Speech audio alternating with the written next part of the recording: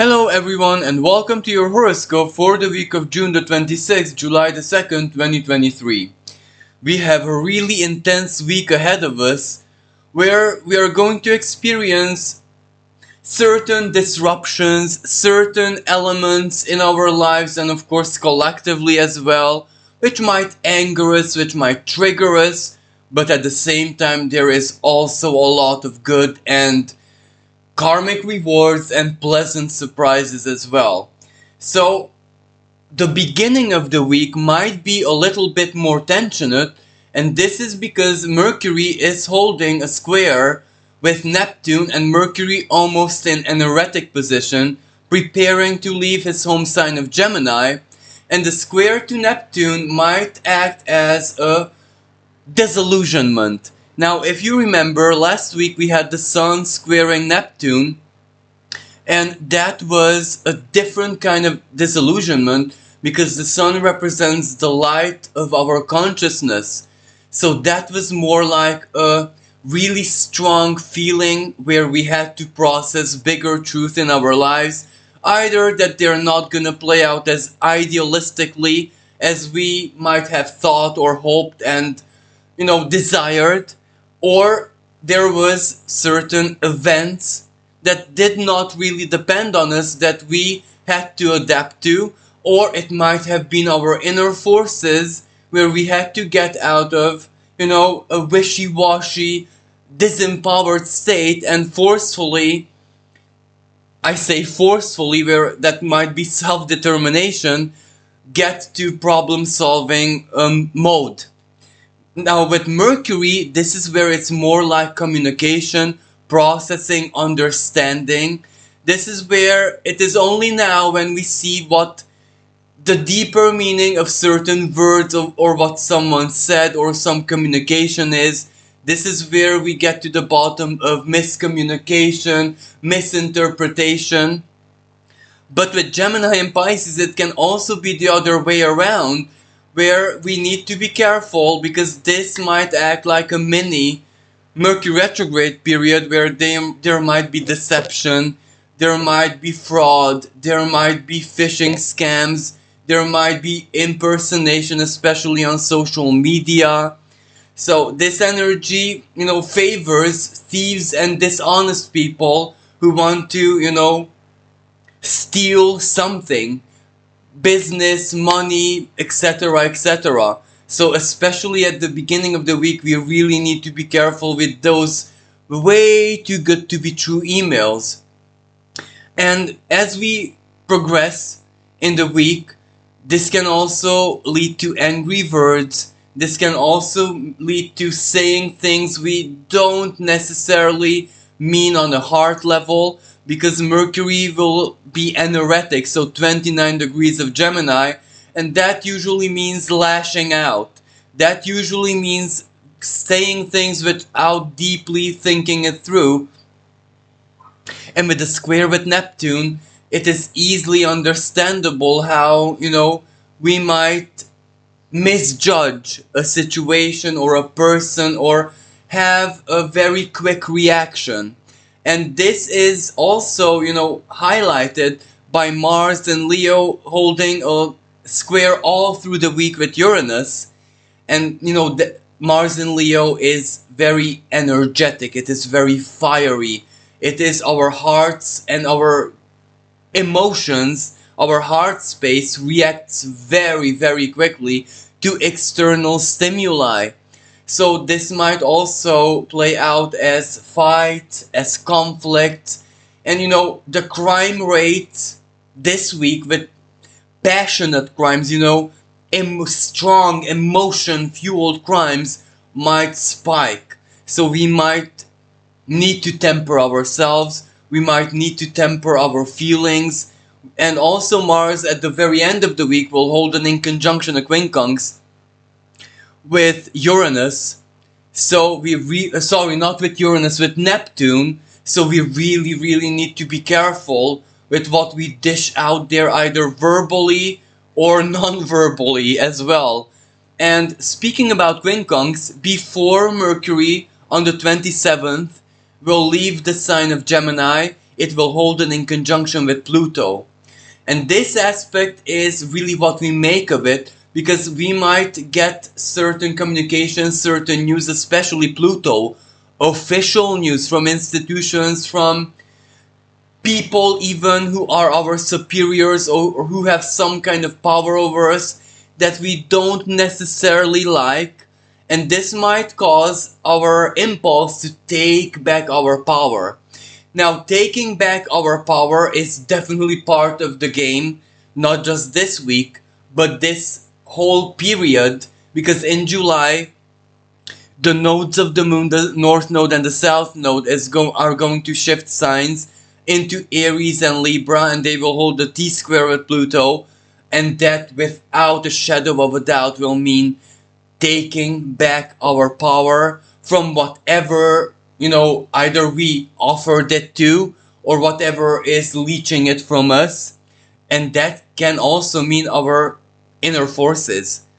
For example, our victimhood or our codependency, our comfort zone, our, replace, this with whatever is taking away your power, and that. So this will be a strong urge and strong impulse, but not necessarily straight away, because it can lead to things, decisions, moves that we truly might regret. But on the other hand, everything, every force in the sky this week is in preparation mode exactly to do that. Take back our power or empower ourselves for, freedom, to move towards our needs, to move towards our sovereignty, to move towards whatever, greater freedom, greater self-empowerment will mean to us in the coming months, and of course next year, the nodes of the moon. And this will be an energy where we are prepared to terminate certain relationships. And when I say relationships, not necessarily just romantic or marriage, and in that sense, any kind of contractual relationships, relationship with, our culture, with a nation, with a city, with whatever is the other element, Libra. And with the South Node moving there, not this week of course, but later on in July, the 7th of July if I'm not mistaken, that is also where we need to embody everything that the past taught us in relationship, justice, contracts, legal matters, etc., etc. But this week, Mars, Venus, Black Moon Lilith, and Pallas Athena, all in the sign of Leo, and all in their own timing squaring this Uranus, the rebel, the rebellious aspect, really, really energizes our hearts to do exactly that. But of course the dangerous part is Mars, because Mars, especially as I said at the beginning of the week, is holding an exact square with Uranus. So we must be, and with Mercury anoretic and Mercury squaring Neptune, we really, really need to be careful of lashing out or saying things we don't really mean.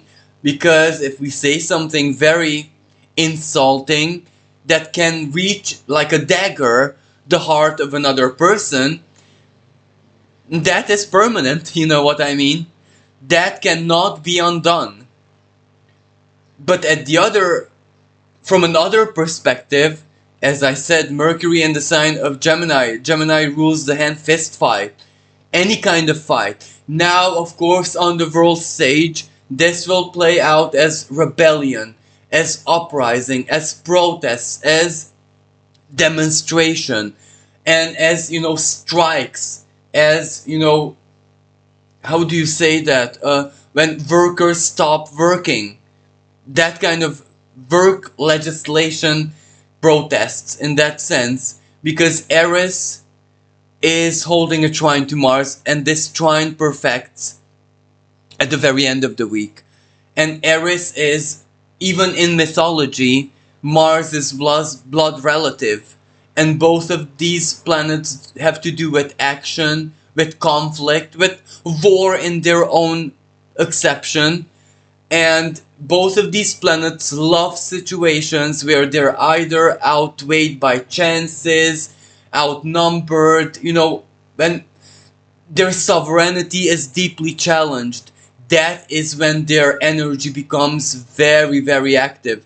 And in the exact trine, well, this means that we will see how, for example, Eris and Pluto square played out in 2022, 2021, and 2020, even 2019.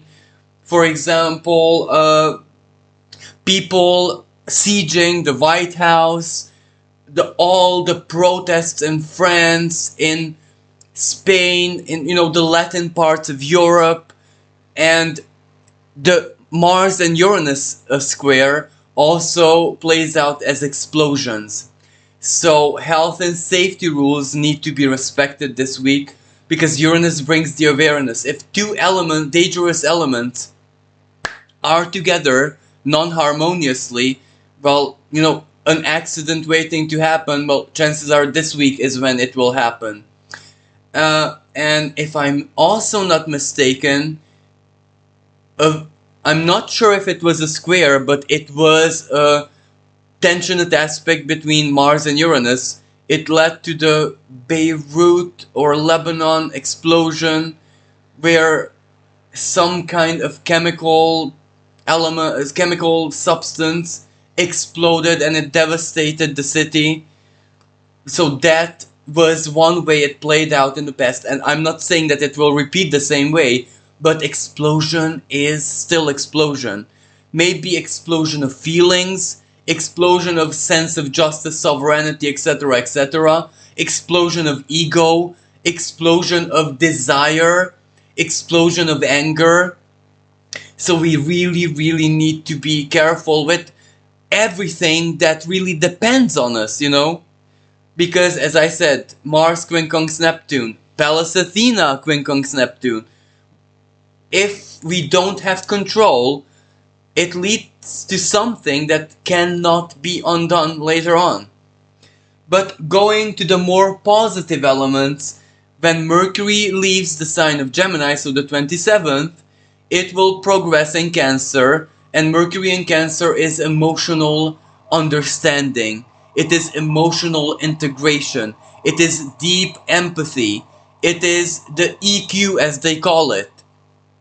It is where connection, communication, all the mercurial elements are there in family, in very close relationships, local community, what you call as family as your roots, and the past, whatever it is that your emotional journey through life, but as I said, the emotional part, the feeling part, the emotional maturization journey, what it has done to you, for you personally.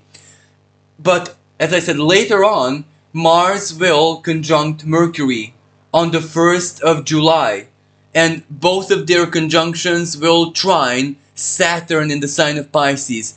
That is such a wonderful energy because that represents support, that represents help, that represents being there for someone or someone being there for you. Saturn retrograde in the sign of Pisces is also the past. Someone from the past who used to be an integral part of your life may return. And that can be a really, really pleasant surprise or a karmic reward. But, this can also mean work and action and however you affected the life of another person. When you were there for someone, for example, Mercury, you were a listener, you were a counselor, or just a soul level support for someone who is in pain, someone who was in distress, someone who was living their dark night of the soul, someone who was in sorrow, grief, loss, etc.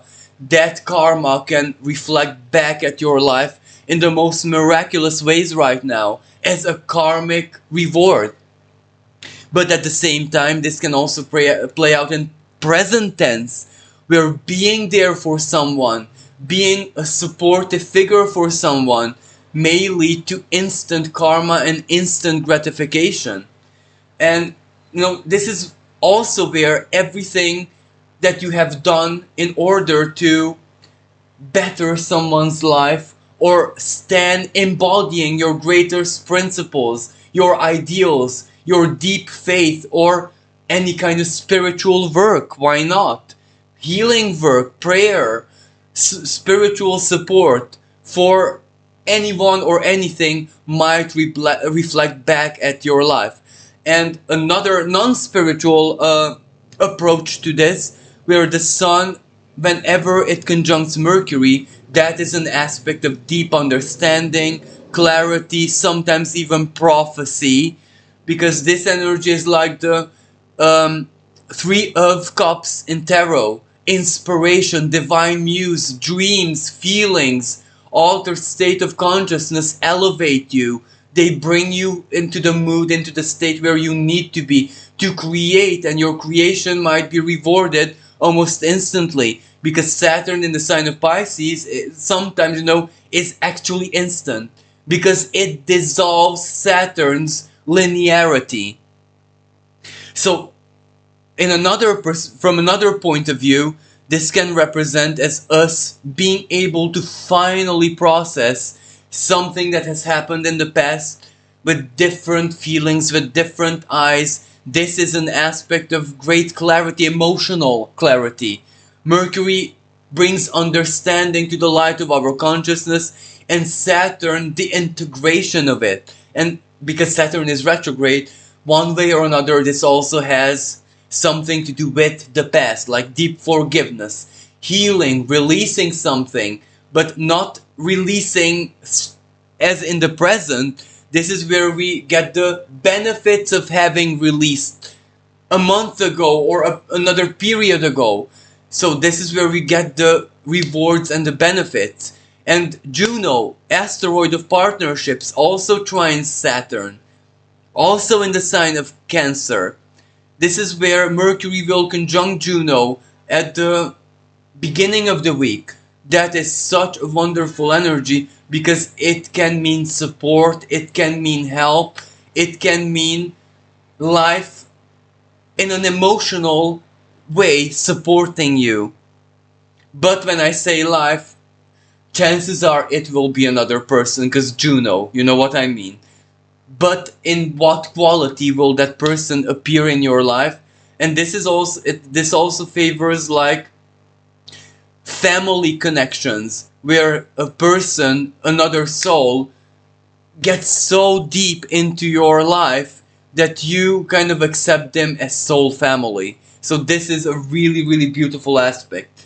Now, moving on, the Sun and Mercury are also going to be trining Saturn individually. Sun trine Saturn perfects on the 29th of June, and that is, as I said, really, really wonderful, because something from the past usually elevates your mood, it elevates your creativity, it elevates your feeling. This is where you feel loved, you feel supported, you feel that you matter for whatever the other element is.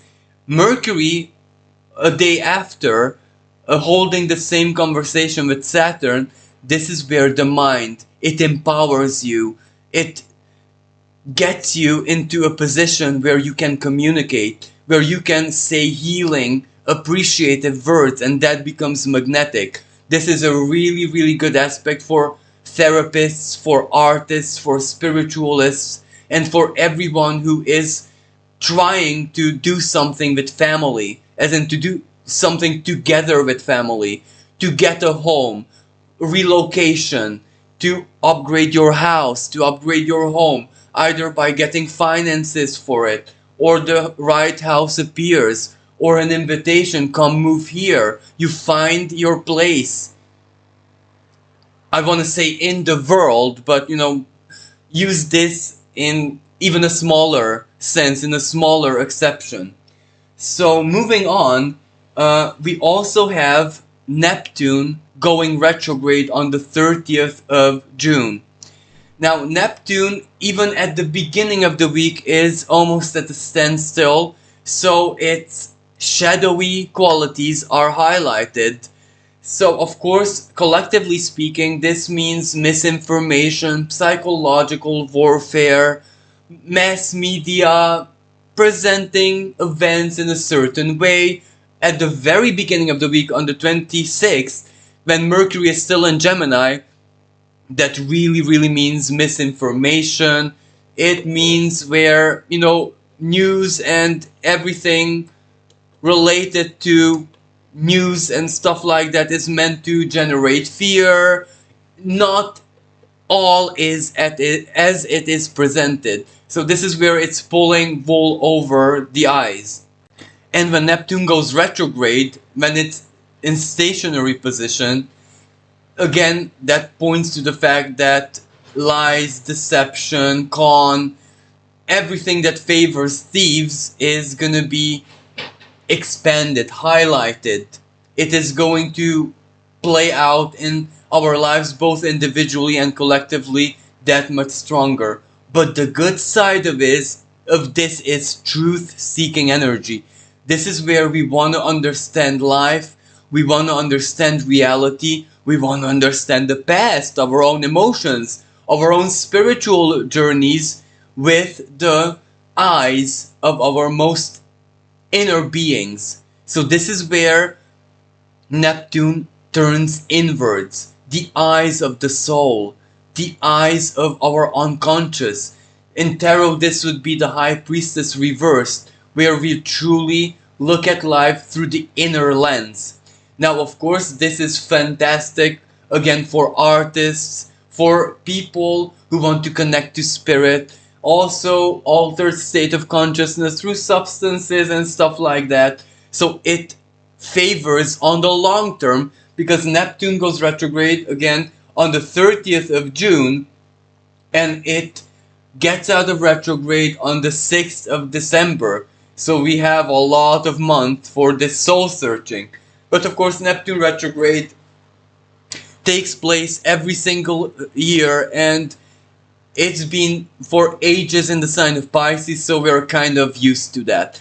Now, as it goes retrograde, it does hold a square with the galactic center, so this is where galactic news is going to hit us. But the Mercury square, T square, at the beginning of the week, this galactic center squaring Neptune will square Mercury, because Mercury will oppose the galactic center, being at 26 degrees of Sagittarius. So that means that it will blow our mind. Whatever it is that we receive, whatever it is that we pick up, whatever it is that our minds might try to show us, might not be understood straight away. It might need some time for us to sit down with it. But it is a fantastic aspect for channeling, for receiving cosmic downloads, for connecting to the divine mind, if that makes sense. And when I say connecting, well, the square, sometimes we don't connect. Sometimes it connects to us, and it may feel a bit forceful, if that even makes sense. So this will be a period when, for example, the Schumann resonance will spike.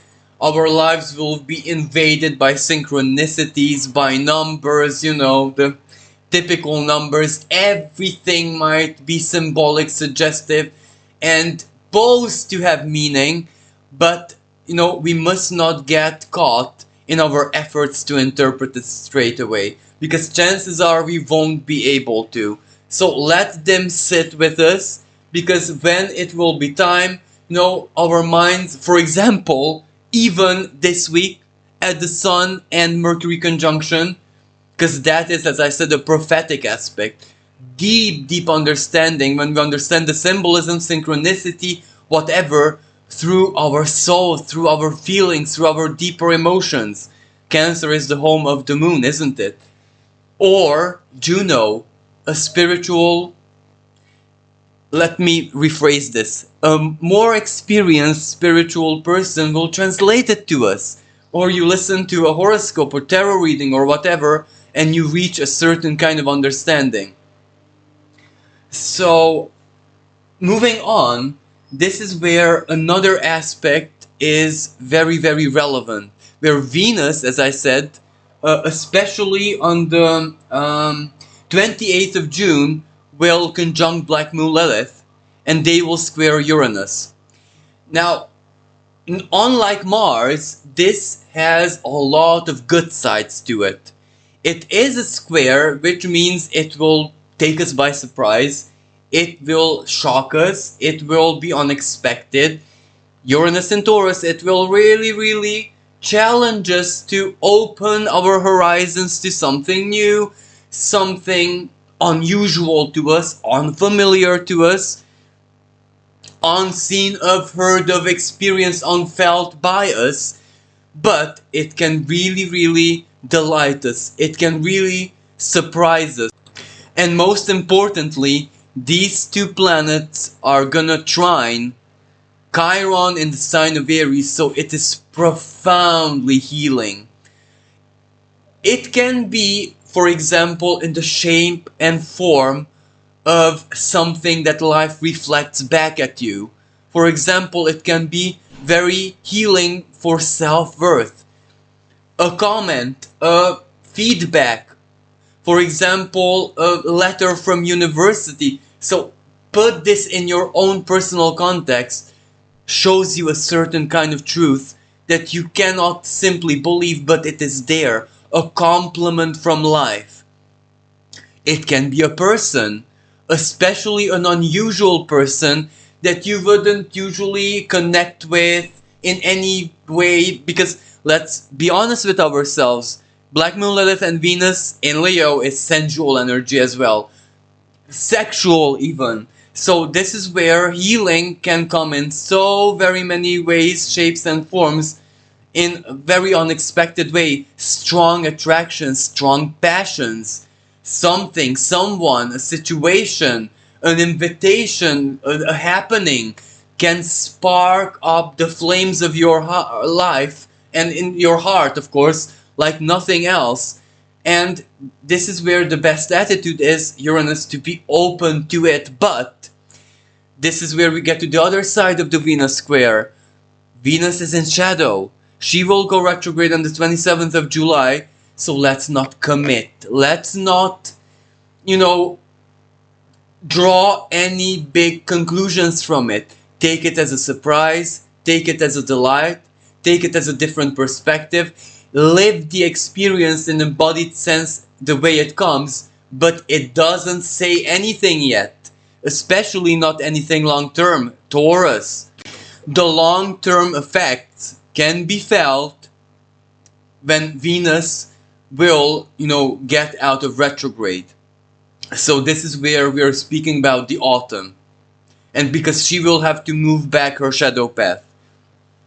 So whatever pops up in your life, an opportunity, because why not, this can be financial energy that simply shocks you. But this can also be the bad kind of financial energy where you see something, find something, something truly delights your hearts of hearts, and you want to get it, you want to achieve it, you want to make it your own. But it's not a good time for overspending. It is not a good time for very risky financial investments. As I said, in love, it's not a very favorable time to commit on the very long term. Of course, this isn't the case when you're with your partner for years, or you know what I mean. This is when whatever comes up in your life unexpectedly, surprisingly, and that can even be someone or something from the past. Because under the Venus retrograde, the question will be raised, did that person, the whatever it is, the job, your own hobby, your own creative endeavors, your own whatever it is, did that truly change? Did that truly transform? Or are you going to be reminded for all the reasons why it's no longer part of your life, why it's no longer part of your heart? So this is where we need to be patient. But the surprise factor, the delight factor, the good in it, well, of course, that should be received with open heart, open mind, open basically everything. Now, financially speaking, this on the world stage, collectively speaking, is a rebellious energy because it will the Black Moon Lilith, the raw, primal truth, unchained truth in the heart. And both of these planets are going to trine Eris. So that means demanding sovereignty, demanding equity, demanding equilibrium. This energy will strongly challenge that which is exclusive, that which only a few people, souls, etc., category, I don't even know, social layer has access to, and everyone else is shut out, cut off. So this energy goes very, very strong against discrimination. But this is where it's Venus and Lilith. This is where you either make it accessible or else maybe signified by Mars and Pallas Athena.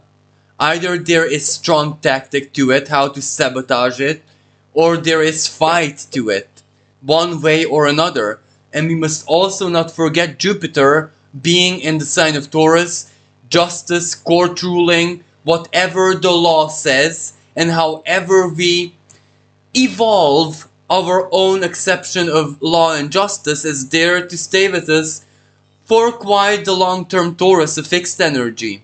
But all of this, as I said earlier, prepares the ground for when the nodal axis is going to shift into the Aries Libra axis. Libra, strong sovereignty, Aries, strong sovereignty, the self, your goals, your survival, and even for the universe, the individual sometimes matters the most. And Libra, justice, partnerships, and the South Node, all your wisdom from that.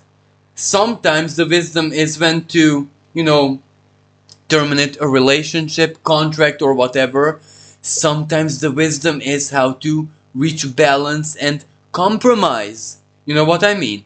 And going back to this Pallas Athena conjunct Mars, Pallas Athena is the asteroid of wisdom, but wisdom in a tactical way, because she needs to get where she wants to get, either through tactics or overpowering the opponent. And Pallas Athena is an energy which is extremely helpful, because in mythology she was the one who always helped heroes, especially when their tasks or their situation or their burdens defeated them. And trining Eris, this is definitely, without a shadow of a doubt, full of surprises. But surprises come from the heart, Leo, but they also come, from the head, Aries. And the head can mean direction forward, what opportunity pops up for you, but it depends on strong initiation. Again, we will see this without a doubt play out on the world stage as uprising for the sake of equal resources. There will be issues based around agriculture, Taurus, by Taurus Uranus. And the trine, Eris trine these planets, Black Moon, Lilith, Venus, Mars, and Pallas Athena. This is where uprising, sovereignty, and marching for your justice will be, it's a trine, it will be empowered, it will play out in our lives. And as I said, because Pluto also starts squaring Eris, we will see out the themes that played out on the world stage in the past years. We're already familiar to that, but the trine to the Leo planets will, amplify it greatly. Now, another energy which I would like to speak about is a dwarf planet, a trans-Neptunian object named Quaoar, trining Jupiter. And this is a really, really beautiful energy which can truly make our week and make our sorry, make our year, because Jupiter will retrograde and it will rehold the trine with Quaoar. Now, where I want to get here is Quaoar is responsible with sound, the power of sound, the creational power, the miraculous resonant power of sound. This is where the harmonics within sound and with actually any kind of artistic expression, but which kind of causes vibrations, which causes a certain kind of physical effect. For example, drumming, for example, dancing, for example, vibrating sacred, mantras and stuff like that. But it favors the creational, deeply artistic expression of these energies. Now, Jupiter is in the sign of Taurus, value, but Taurus himself also governs the voice. And for example, very good singers, innate singers, not necessarily that they are public, just people who have really lovely voices, have their moons in Taurus.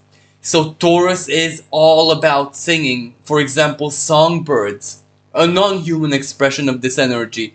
And Quaoar in fellow Earth sign Capricorn, this is where it can represent the power it has over us and everything.